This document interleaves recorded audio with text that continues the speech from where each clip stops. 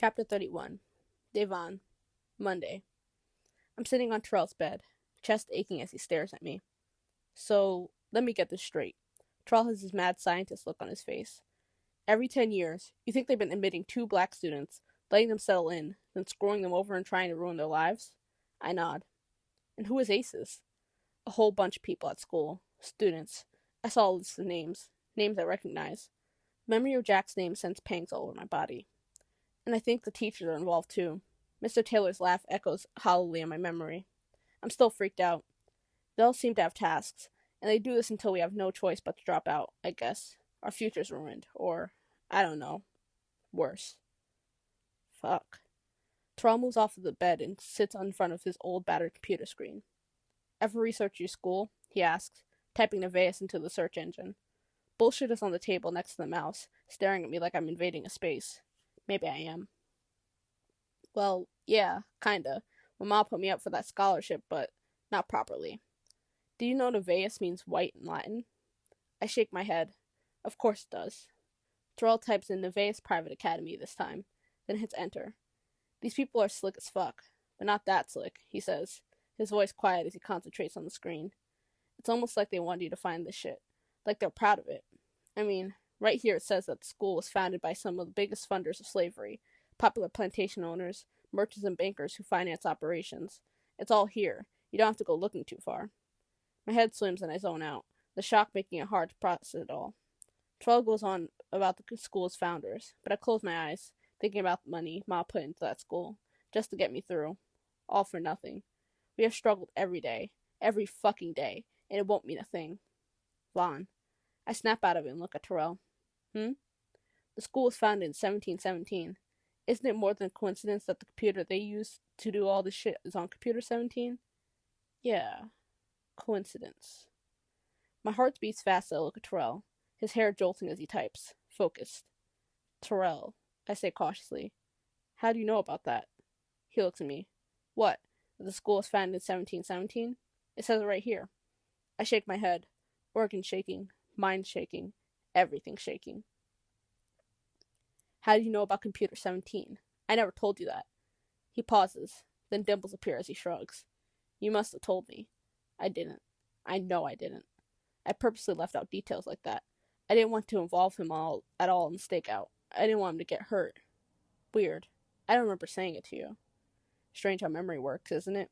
He says after a long pause, his voice faltering a little. The only way Terrell could know that is if he's in on it, too.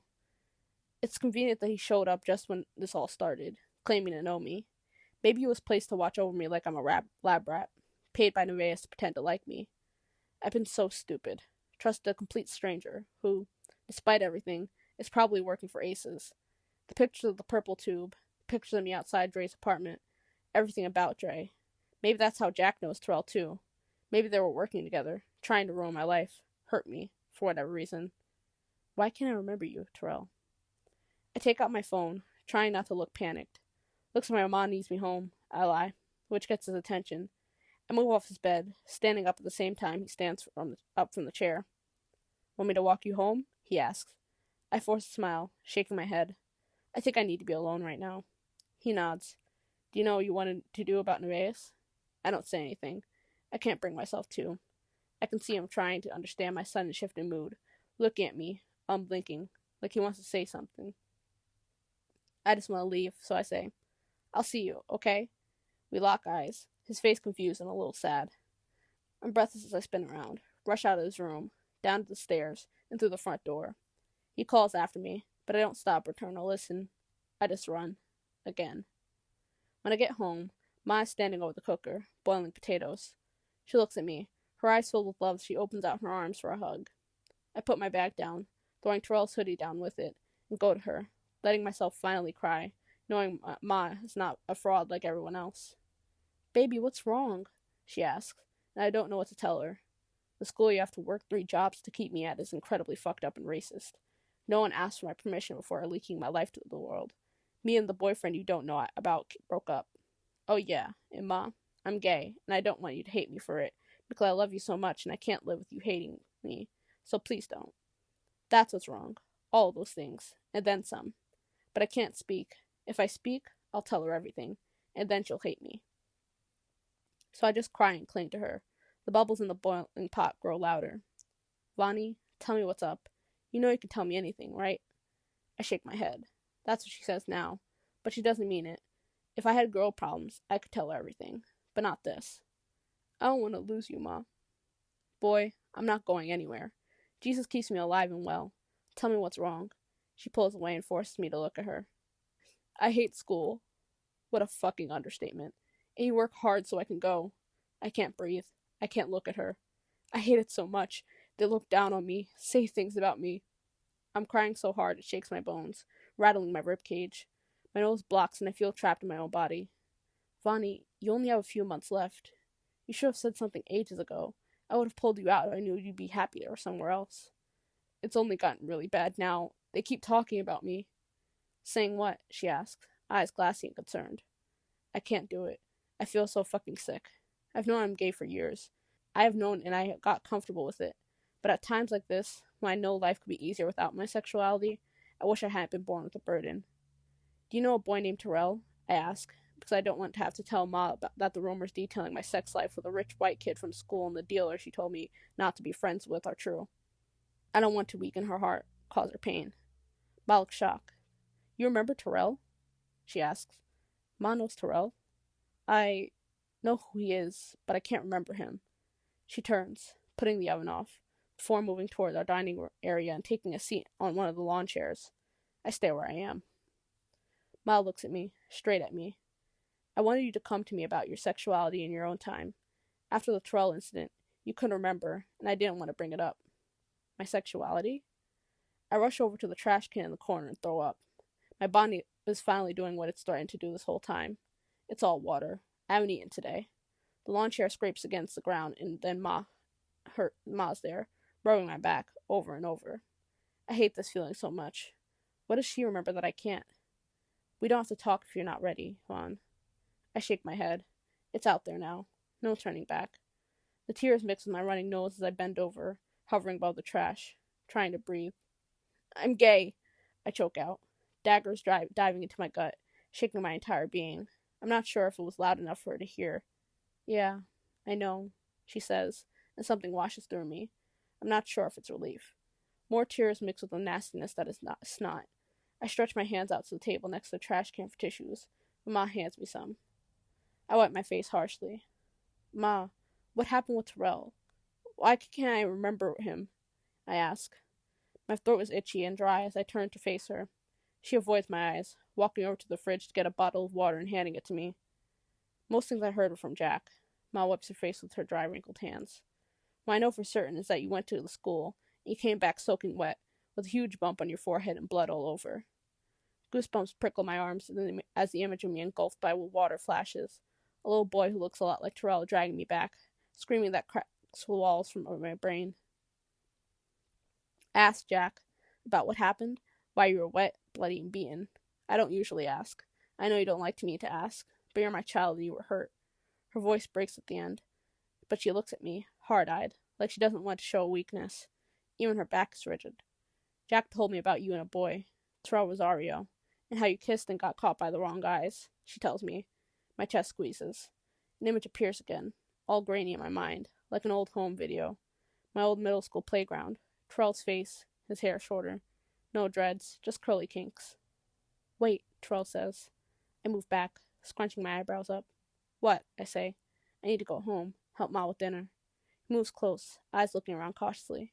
Remember how you told me that you sometimes think about guys? About holding their hands? He reaches out and threads his fingers through mine. Holding them. He moves closer. My breath catches, hard and steady. Kissing them? I just wanted to tell you that I do too. I think about doing that with you. All the time, he finishes. I cried and prayed for you, Vaughn. Ma's voice tears the memory apart, the brown plastic film from the videotape unraveling in my mind. I prayed you would be okay, she continues. But I knew this neighborhood, and I knew that school was too poisonous, especially if what Jack said was true. After that, you didn't want to talk about it, hid away in your room. Eventually, I assumed you forgot, blocked the memory. I did forget. She wipes my face, wipes away the tears, the snot, and whatever else sticks. You don't care that I'm gay? I ask, because that's what scared me the most. I feel a little lightheaded as she shakes her head. Don't do drugs, stay out of trouble. Do well in school, date whoever you like. That was the only thing I ever said to you. I'm crying again, body jerking forward as the tears spill. Mama pulls me into her arms. I never thought the conversation would happen this way. I love you so much. I just want you to be happy, she says quietly. You too, Ma. I want you to be so happy. I check my text messages when I'm in my room, after I sat with my mom for what felt like hours. I'm seated on the bed with my brothers, who are watching some cartoon and arguing. The sound of slaps and yells agitates me. I checked your message when you were asleep. That's how I knew about Computer 17. I'm sorry. I just wanted to help. T. It's okay. I'm not sure if it's okay. I'm not sure if I trust him anymore or if that excuse is even real, but I'm too tired to be angry at him. Besides, he's my only real friend right now. Sorry again. T. The memory of us in the middle school playground replays over and over in my mind. Then the memory of us kissing, how nice it felt. Terrell holding my face, kissing me like kissing me was a good thing. Followed by blinding pain, my brain won't even allow me to remember in full. But I see their fists, I hear them shout, and I know that in that moment that kissing me is bad, very bad. I feel dirty. They make me feel so fucking dirty. And then I'm on the beach, the sand getting in my sneakers, the waves calling out to me, the water crashing violently, with its arms wide open. The sea is so perfect to me. It makes me feel at peace. But it's nothing like that. Not in the slightest. It's chaotic. It swallows lives and people. The waves scream, hit, and beat the sand down. Like the sand is an abomination. And even though the sea is this monster, I'm drawn to its chaos. I grew up on that shit. That chaotic shit. It's all I recognize. My pa and his major fuck-up. My ma and her fuck-ups. With her messy, abusive boyfriends who left us when her clothes would burst from her swollen belly. To me and my fuck-ups. My everyday fuck-ups. And so, I stepped into the sea, let it pull me in, gave me that familial fucked up embrace. My phone dings and Chiamaka's name pops up. Where are you? C. I go off my and Terrell's chat screen to Chiamaka's. I have so many messages from her. My brothers jostle me as they begin to wrestle. If you guys don't stop, I'm gonna tell Ma, and you two will get your asses beat, I say, which immediately stills them, as always. Ma isn't even a scary person.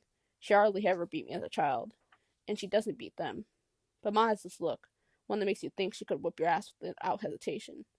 I refocus my mind, texting Chiamaka back. I left school early. I tried calling you, but you didn't answer. Because I dropped my phone in Morgan last night, only just got it back at lunch. Anyway, I know how the girl I saw yesterday and Aces in Aveus are connected. I'm gonna send you an address. Meet me there. I need to do something. And then we need to talk. See.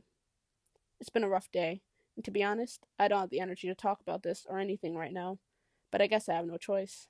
There isn't any time to waste, and I wanted to hear about the gaps in this crazy reality, how everything is connected. Understanding what's going on is the only way to stop it. Okay. D. I text, forgetting to ask her when she wants me to arrive. I start tapping on another reply, but I'm interrupted again by the buzz of my phone, followed by the text that makes my heart skip and my brain fuzz. Wind chimes.